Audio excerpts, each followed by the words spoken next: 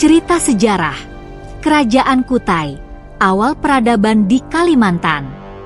Di masa lalu, jauh sebelum Nusantara terbentuk seperti yang kita kenal sekarang, berdirilah sebuah kerajaan besar di tepi Sungai Mahakam, Kalimantan Timur.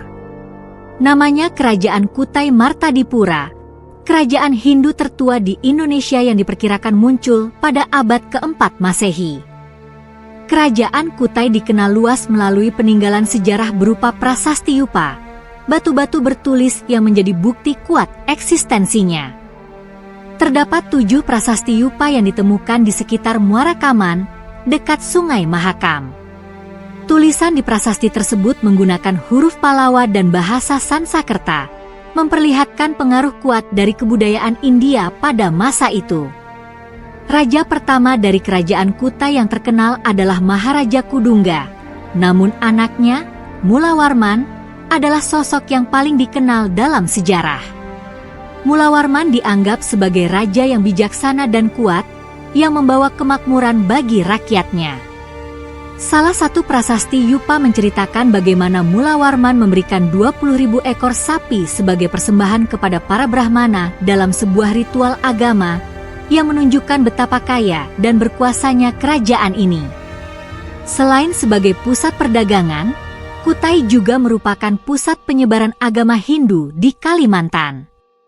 Hubungan dagang dengan India mengalirkan pengaruh budaya dan agama, sehingga masyarakat Kutai menerima ajaran Hindu, terutama mengenai sistem kasta dan kehidupan beragama.